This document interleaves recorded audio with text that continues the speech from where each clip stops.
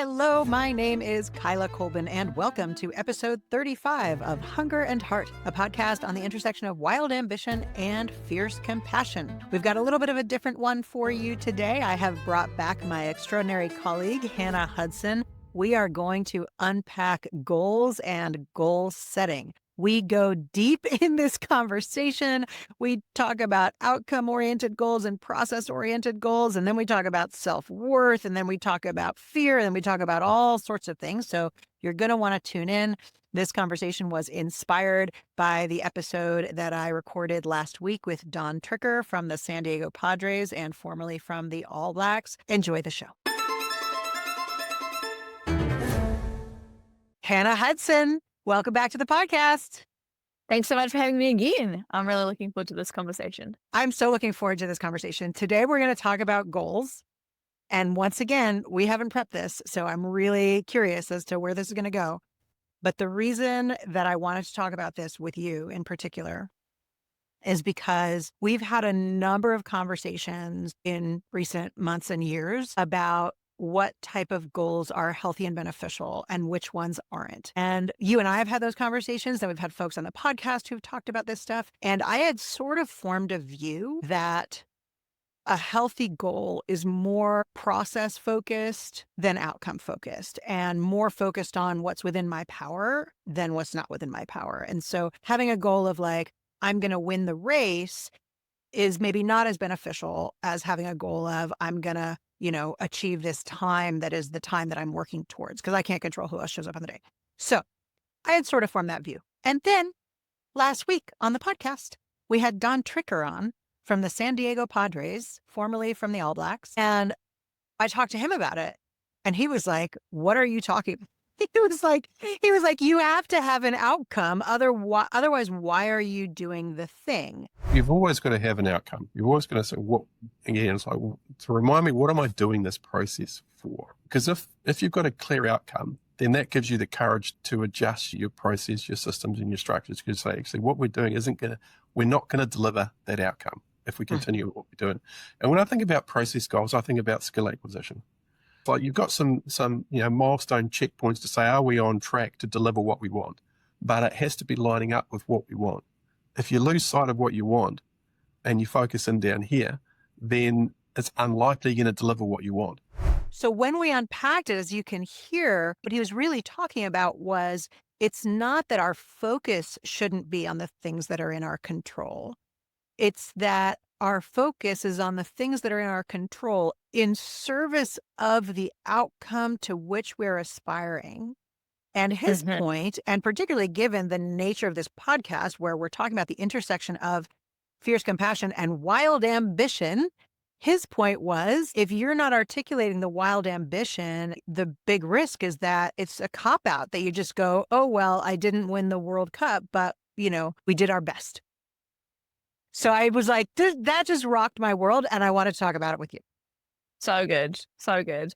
And I was thinking, like, when we first floated the idea of having this discussion about how there are so many different frameworks that people have for goals. Like, I think to me, one of the big influences that shifted my thinking was James Clear's work on atomic habits. And I know that's not a podcast guest per se, but there's so many different schools of thought. What does he say? So James Clear's thing is you don't rise to the level of your goals, you fall to the level of your systems. And so it's much less actually oriented towards goals and much more oriented towards habits, which is in my mind more aligned to the school of thinking around process-driven goals rather than outcome-driven goals. Can I test that though?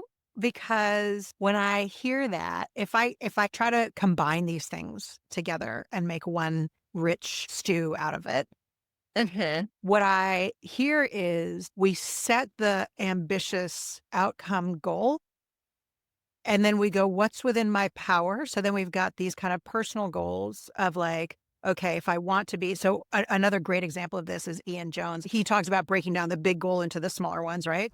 I'd probably bring it down to things that are really important to me is to set yourself those little goals along the way, to play for your first 15, to play for your club premiership team, to play for your province, to play for Super Rugby. Okay, we want to win the Rugby World Cup. What do we have to do? Well, first we got to win our pool stages. How do we do that? Well, first we got to have a bunch of, things. Then we got to do and it breaks all the way down to like, I need to be running the Broncos this week or whatever. So we've got those goals. And then what, if I'm guessing on behalf of James Clear, who I've never met, and I have no authority to guess on his behalf, what I imagine James Clear would say is that's all great. And in order to achieve those things, you must have the systems in place because the goals themselves won't be sufficient to drive your behavior. And I think, so I was kind of thinking in two directions in terms of introducing the James Clear piece. So one is more that when I think about all the different schools around how people think about goals, what I think would be a really like helpful direction of travel in this conversation is not so much which one of these is right, and more like how do we fit all these different pieces of the puzzle together to have a really nuanced and rich understanding of what drives us and how we achieve the ambitions that we have, and how we break that down into like what that means moment by moment. And so I think it's so interesting because I suddenly came into this view, and like just recently on the Crusaders Leadership Programme, we had a participant who was wanting to hear from other participants around the types of goals that they set for their teams and or their teams set together, and whether they are more process driven or outcome driven. And so this Don Tricker piece, I think, is such a like great reminder and like a great kind of almost like lightning bolt to add that nuance back in of what are we driving for? What's the big thing? How do we keep sight of that as also a major motivator? And then how do we break that down into what that means day by day, moment by moment? And so, yeah, I'm really excited for us to kind of figure out where do all of these pieces of the puzzle fit together. I'll throw another piece into this, which is when I think about, for example, organizational structure, one of the mantras that I have is that structure doesn't fix culture. So you cannot reorganize a company into being collaborative if there's not a collaborative culture. Yeah. I think the same applies to goals. There is no structure of goal that will fix. And underlying is my performance attached to my self-worth as a human being. And I think a lot of times when I hear people talk about shifting from an outcome-focused goal to a process-focused goal, and just to clarify what we mean by these terms, when we talk about an outcome-focused goal, we're talking about, I want to win the race. We talk about a process-focused goal, and there are actually maybe three different pieces here. There's an outcome-focused goal that's external. I want to win the race. There's an outcome-focused goal that's self-referential. So I want to run faster than I did last time. And there's a process-focused goal, which is the kind of stuff James Clear talks about a lot, which is I'm going to run an hour every day or an hour 3 times a week or whatever it is. So it's focused on the process and the outcome kind of takes care of itself. So often when we have these conversations about shifting from an outcome-focused goal to a process-focused goal, what's underpinning that is shifting from something that's outside of our control to something that's inside of our control. And what's underpinning that is if I am trying to do something that ultimately is outside of my control and I fail at it, what does it mean for me as a human being? And this was a big conversation that I had with Chelsea Lane when we had her on the podcast. And I'll play you this clip because she talked about this a lot of like, we've got these goals, and when we can shift our mindset away from shame and blame, you failed at the goal, you suck at it, you're no good, you don't deserve to be here, you should die alone eaten by wolves. And we can shift our mindset to, I failed at the goal, and how can I problem solve it? What's within my power? What could I do differently? That mindset shift, which is no structure can help you with it, right? That mindset shift moves us from I failed at the goal and now I'm miserable in the corner to I failed at the goal and now I'm excited and pumped to problem solve and figure out how I can get it. Measure and metrics isn't about blame. It's about what pieces of the puzzle did we have or not have right? What did you need from me? What did you need from the situation? What did you need from yourself? It's puzzle solving to hit the bar. And that's objective. It's not a personal conversation really. Where it gets personal is you didn't hit the bar. What more did you as a person need? If we unpack this puzzle, where did I fail you? Where did you fail me? Where did the system fail? It's not loaded with emotion. It's not loaded with shameful things like blame and what that makes us feel like. The emotion there is, we're disappointed this didn't shake out because we set some goals and we're excited to work out how we get it next time. It's not robotic, but it's not filled with those dark, dirty, shameful, like things that just make us withdraw and are the worst versions of ourselves. It's the emotions that make us step into it and go, well, I want more of that feeling. I want to feel powerful. I want to solve this. I want to feel accomplished. I think there's another lens that we can add to that that's perhaps more along the lines of some of the stuff that Zoe McBride was talking about. Of sometimes even when you achieve the goal, the achievement can't be attached to, I will be worthy when I have done X, Y, Z. And it's so tempting. You can achieve the goal. You can actually get there and have that, I guess, feeling of emptiness of like, shit, this still didn't prove to me that I was some version of good enough. And it's so tempting to be like, I must have set the wrong goal rather than like dealing with what's actually going on in that context. And so I guess it's another layer to this piece is like our goals and our performance is like, it's such a beautiful things that humans do of being ambitious and like wanting to push the boundaries and wanting to find out how good they can be. And it's almost like an entirely separate piece to like that sense of like feeling at home in yourself. And so, yeah, there's that whole layer as well. Can I just repeat that sentence? Because I think it's such a powerful sentence. I've heard you say it a couple times now. And every time you say it, I'm like, oh my gosh, that is so good. I will be worthy when. That idea, and it's so like I think oftentimes we don't even realize that that's what we're doing, right? But like whether it's a business outcome or it's a getting a husband or making a certain amount of money or winning a race or whatever, we so often carry this idea that, and it's so tempting. It's so tempting. It's like yes. Yeah. And so this comes back to like that to me is really the core of this conversation where like whether we're setting outcome focused goals because we're like, I'm not going to make this a cop out. And you know that I am obsessed with Joe Mazzulla, who is the head coach of the Celtics. I haven't had him on the podcast yet, but Joe, I'm coming for you. I heard him the other day. It was Kids Day at his arena. And a kid journalist asked him, how do you make sure you're having fun or something about, how do you balance having fun or something with your work? And he was like, I don't know, kid. I think fun's kind of a cop out. It can be a cop out and you should be careful with the words, how you use words. Oh, what does that even mean? He's so funny. But what I understood, he was very nice to the kid. I'm making him sound like he was mean, but he was actually quite nice to the kid. But he took it seriously. And what I understood him to be saying, which I might have misinterpreted, but what I understood him to be saying was kind of similar to what we were just talking about, that fun in the same way that a focus on process-oriented goals might be used to say, well, we didn't win the championship, but at least we had fun. The real championship was the friends we made along the way or whatever, which like maybe we did have fun and we're kind of excusing ourselves for not achieving the thing we set out to do. So how do we maintain accountability for the thing we set out to do while also not making it subject to, I will be worthy when? Yeah. And just on that, like, I will be worthy when thing.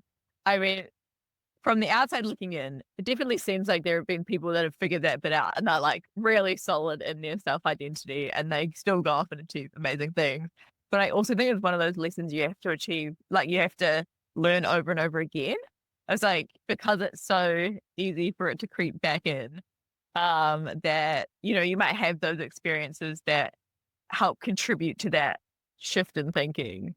And you have to reinforce it over and over again and do a lot of like reflection and self-awareness to get solid enough in the identity piece that, because you can realize you're like, oh gosh, I thought that winning the world championship would make me feel X and it didn't. But having that realization isn't enough to build the foundation such that you don't want to go after something else again as the source of the worthiness, which is it's tricky. Tricky. It's so yeah. Do you know what I mean? We get deep in this stuff, right? What it makes me think of is the Bhagavad Gita. It's like a religious text. And the general premise, and if anyone listening, oh my gosh, if you know a lot about the Bhagavad Gita, please forgive me because I am almost certain to get this wrong. The general gist of it, it's like a story. And the story is Arjuna is going to battle, and Lord Krishna offers the two sides of the battle. You can either have my army or you can have me. And so Arjuna picks Lord Krishna. It's like, don't give me the army. I just want your kind of sage wisdom. And so then they have a conversation, and the bulk of the book, there's a big, I don't know if the whole book, because I haven't read the whole thing, but the bit that I've read was just this conversation between Arjuna on the battlefield and this like God that he's talking to work out what he's meant to do. And the Lord Krishna is basically going like, stay completely still, do not act, and then within the stillness, act. And it's the same. It's hard to explain, maybe, and I'm certainly not doing a good job of it. But what I hear in this is I don't need to do a single thing, and neither do you, and neither does anyone listening. No one in the world needs to do a single thing to be good enough, to be worthy, to be deserving of love, to be a whole human being. And finding that peace, and then from that place, setting our goals and using those goals to structurally support us to do the kinds of things that we find joy in doing. But it's that both and of like, actually, the goals matter dramatically and they don't matter at all. Yeah. And I think I'm interested if you have a similar kind of imagining of this, but I think that thing of like, they almost, those two processes, and like for some people, they're like, I am worthy comes easier than others because of your life experience and background and blah, blah, blah. But I think those things actually happen in like a layering that go together potentially, rather than like I have to achieve one before I can work on the other. It's like actually in reality, they're parallel processes that, we go through life and we pick up the lessons along the way, and some of them will be around ambition and goals and others will be around like self-identity, and they kind of just like, they tick away as parallel themes. Yeah. Yeah. This reminds me of a conversation I had with a friend ages ago that went hand in hand with a book I read where a friend of mine was talking about how she was healing, and this book that I read that like we can get addicted to healing, and the premise of, and she was talking about healing like emotionally, right? And healing obviously is an important process, but the premise of healing is that I'm not healed. And yeah, there's just this thing in there of like, actually, this goals can be beautiful and effective when they inspire me to express myself in ways that I otherwise might not, and to experience the joy of being alive. And if I had no goals and I was just like sitting on the couch, I would be equally worthy. I would be having a very different kind of lived experience that might not let me touch a certain kind of joy that I can touch when I am striving to do something outside of my, what I perceive I'm capable of. Can we come back to the Don Tricker piece? Yes. And the piece around ambition? And I was wondering if you could walk me and the crew and our listeners through like what was it about that felt like a big shift for you? Like tell me about that. Great question. The thing that I loved so much, and that I think was a mind shift for me about what he said, was it was such a call to accountability.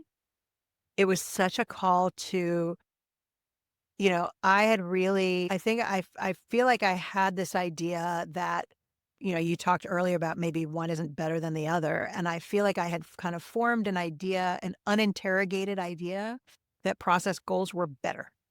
And better because they took us away from I will be worthy when.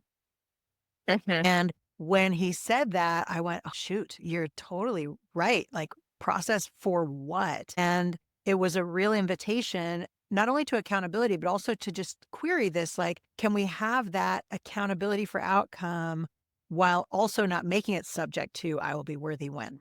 And so I just got really intrigued by that, because it's the entire premise of the podcast and no one had challenged me on it. I'd had plenty of people on talking about goals, Ian Jones, Chelsea, all sorts of folks. But this whole thing of like, well, no, it can't just be process. It was just, it was a real wake up call. Yeah. And the other thing that adds is when you then bring in the process goals. So as well as the like connection to being able to course correct on your process oriented goals. The other thing it brings in is like you remain connected to the motivation. And so I was thinking about this in the context of even when you're therefore working towards process and progress oriented goals, you there's discretionary effort. There's always discretionary effort. Like particularly if you're working around habit building, then you're maybe trying to make it as small and like as little effort required as possible so that you're building the habit. But I feel like keeping it connected to that ambition and that motivation and the like bigger picture of here's what I'm driving towards is also such an essential piece of therefore giving those other more broken down goals your full effort, even if that's, 100% of the 50% you have to give that day is going to help you make those gains like more efficiently, more effectively, and to not give you an out in the way that like, when you're only talking about the process, it can be tempting to be like, well, it's fine because I did the thing my best and I did really want that thing, but oh well, like I want to pick up on that not giving you an out bit also, because another key thing that has come through is that especially outcome focused goals can be scary. Like, I'm setting this goal and what if I don't make it? I'm setting this goal and I might not be good enough, and not good enough as a human being, but good enough at the skill or at the performance. I might not be as good as the other people who happen to show up that day. And Ian Jones in particular talks about talking about your goals and how talking about your goals can help make you more accountable to them. So let me play you this clip from Ian Jones. I want to talk about goal setting, and this can be a classic Kiwi trait to keep them to yourself. And then if no one else knows about them and you fail, well, you haven't lost. But I love, and I used to say this to my family as well, I'd tell them a goal of becoming an All Black. And when you share that to me, you become accountable to everyone around you. They're your support network. They want it as much as you want it. But when you share your goals, whilst you become accountable, you also have an amazing support network to keep you accountable, or someone may have been an All Black already in that friend group, and they can help you achieve that goal. And they'll never help you if they didn't know. This premise that I want to come back to of why might we avoid setting an outcome-focused goal? There's a piece of it that is, it's scary. And I remember, I'll tell you this story. When we first got involved with the Crusaders, the first year we were involved with them, I went to the prize giving at the end of the season. So it was the end of regular season going into the playoffs. And we had started the season a little bit slow, and then we finished the season in second place. And I'm at this prize giving, and I was chatting with Scott Robertson, Razor, who was head coach at the time. And it was my first year being involved in rugby in any way. And because all of a sudden I was like invested, I was terrified. Like, I was so nervous going into the playoffs. I'm like, what if I think it was like we were going for season 6 at that point, 5 or 6, it must have been 6. And I was like, oh my gosh, this is such a big deal. What if we don't win? So nerve wracking. And I said to Razor, like, it's so scary. Isn't it scary? And he just looked at me and he went, that's leadership. And I was like, yes, of course. Yes, you are right. Please forgive me, sir. But this thing of like, actually, the courage that it takes to go for a big thing, to swing big, to risk failing it.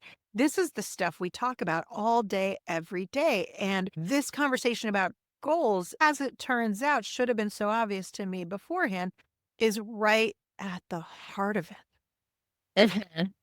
100%. And I think it's scary to care about something. Yes. That's kind of what it comes down to. It's like how much you care. And, sometimes when there's scary things, it can be easy to be like, just kind of superficially be like, well, I don't care about that. I'm going to undermine the process or the engagement because then I won't have to really find out whether I'm capable of achieving this thing or not. Yes. And so it's actually like, it's scary to care. And yeah, and that's why that's where the discretionary effort comes in. Like, yeah, it can hurt caring a whole lot about something. I mean, the moment we care, we're open to loss. That's vulnerability. That's what we talk about all day, every day, right? It's like vulnerability is we don't know how it's going to go. It might go terribly wrong. We might find ourselves face down in the dirt. And there's also like no amount of preparation for goal setting or process or coaching or whatever it is that can guarantee you the outcome. Yes. Because if it was predetermined, then like, what are we doing, you know? And so that thing of like, it doesn't matter how good you are, there's no guarantee. And, you know, like sometimes it'll be things you can control and sometimes it won't. And that's kind of like, that's what makes it interesting. But that's also where like that huge vulnerability comes in. Amazing. Well, one of the things that I am so grateful for in my life is that you and I and the entire Boma team are out there doing our best every day to try new things and to deliver on our wild ambitions. And for sure, in our context of things, some of the things we do can be pretty scary for us. And I am grateful to be doing them as a team. Oh my gosh. Yeah. Yeah. Yeah. Because when you have those people, a little bit less scary. Slightly. Just a smidge. Just a teeny tiny bit less scary. Yeah. Just a smidge. Thank you so much for listening. As always, please do let me know your feedback. I can't wait to hear what you thought about this one in particular, just because we went so deep into this one specific topic. You can reach me on hello@KailaColbin.com. And if you're enjoying the podcast, please do like, follow, subscribe, all those things that let the algorithm know that you're a fan. I am eternally grateful for your time and attention. Thanks again. See you next week. Hunger and Heart is brought to you by the Crusaders Leadership Programme. Whether you're coaching under fives or a professional team, we all want the same thing: to build a culture of trust, to get the best out of your people, and to grow players into leaders. The Crusaders Leadership Program lets you get up close and personal with some of the greatest rugby legends of all time. People like Sir Wayne Smith, Sam Whitelock, Kieran Reid. You'll connect with a global group of ambitious, caring coaches from a range of codes and backgrounds. And most importantly, you'll gain skills and techniques to drive impact and outcomes for your team. The Crusaders Leadership Program is a 2-week, high-intensity virtual experience. It is delivered exclusively online, accessible from anywhere. Hunger and Heart listeners get 10% off the full price of the program. Use the code HUNGER at checkout. You can find out more about the Crusaders Leadership Program at crusadersleadership.com. That's crusadersleadership.com. Hunger and Heart is created by Boma and the entire Boma team, including Tito Bernal, Ray Jangle, Hannah Hudson, Johanna Coxon, Samuel Unka, and me, Kaila Colbin. Thanks for listening.